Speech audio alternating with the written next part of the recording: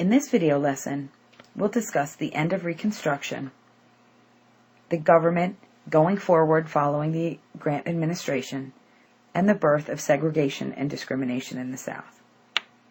You can see here that Grant's strong government from 1869 to 1877 is replaced by a weak government from 1877 to 1881.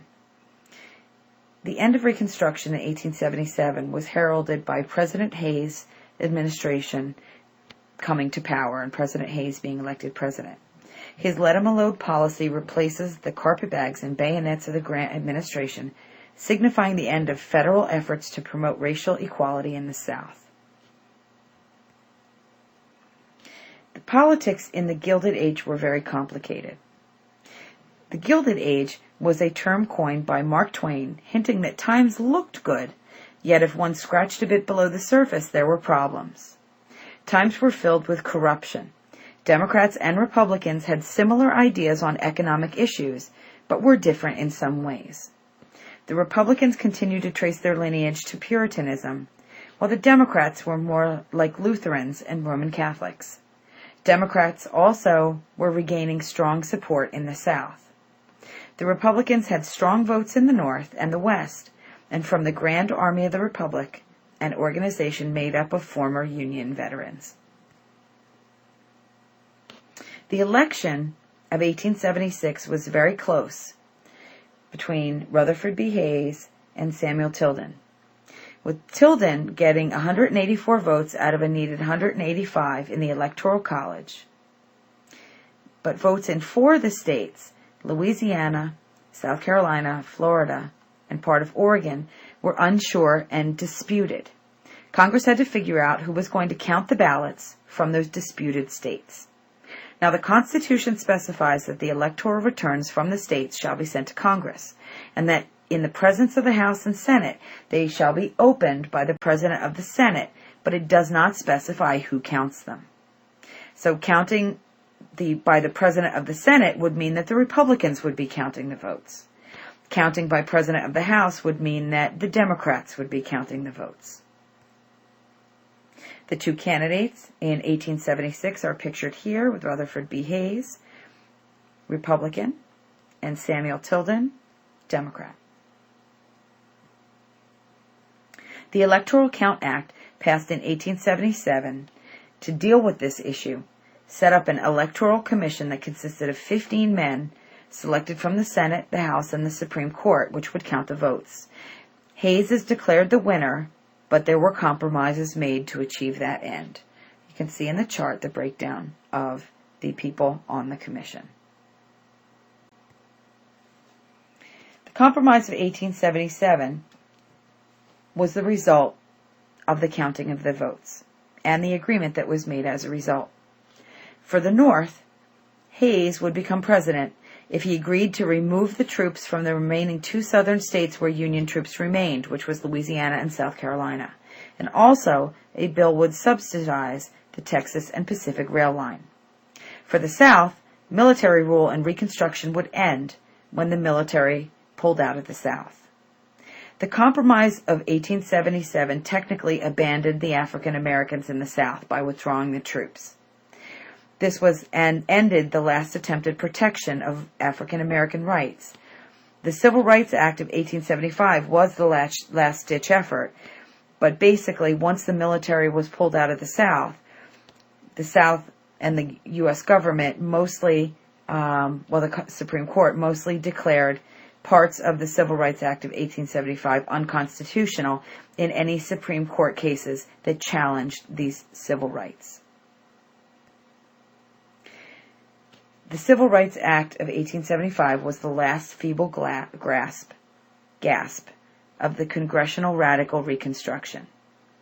The act supposedly guaranteed equal accommodations in public places and prohibited racial discrimination in public places and prohibited racial discriminations in jury selection. This act was not enforced. The Supreme Court pronounced much of the act unconstitutional in civil rights cases during the year of 1883. They declared that the 14th Amendment prohibited only government violations of civil rights, not the denial of rights by individual people. The birth of Jim Crow in the post-Reconstruction South happened as a result. As Reconstruction ended and the military turned northward, the whites once again asserted their power in the South. Literacy requirements for voting began, voter registration laws emerged, and poll taxes were also enforced. These were all targeted at limiting African American voters. Most African Americans became sharecroppers, providing nothing but labor on large areas of land owned by people who were still landowners, or tenant farmers if they could provide their own tools, and then they could maybe rent the land. In 1896, the Supreme Court ruled in the case of Plessy versus Ferguson, which is known as the separate but equal case. And this basically was the Supreme Court okaying the use of separate but equal facilities and saying that they were constitutional. Thus, Jim Crow segregation was legalized in the South. During this time period, lynching was taking place in the South as well. And lynching is putting a person to death by mob action without due process of law. The worst years for lynching was 1892, when 161 African Americans and 69 whites were lynched.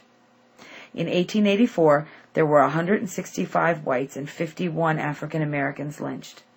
The purpose was to ensure the new political and economic order that the Southern whites were targeting anybody who would break the racial code of conduct that they were instituting now in the South as a result of the Jim Crow laws. There were also class conflicts and ethnic clashes.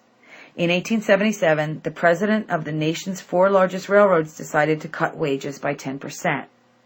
Workers protested and struck back, stopping work, and when President Hayes sent troops to stop the protests, violence erupted, and more than 100 people died in the several weeks of chaos.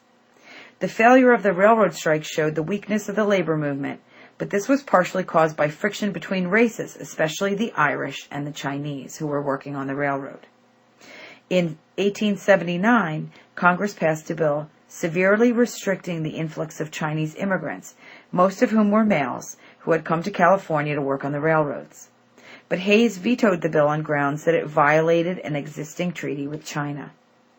After Rutherford B. Hayes left office, the Chinese Exclusion Act, which was passed in 1882, was passed, barring any Chinese from entering the United States.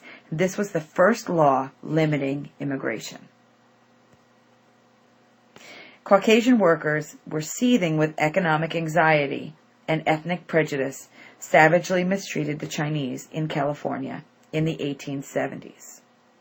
You can see this political cartoon that was drawn about the issue, and we'll discuss that more in our classroom lessons. In our next chapter, our next video lesson, we'll continue to talk about the political paralysis in the Gilded Age, and we'll talk about the election of Grover Cleveland.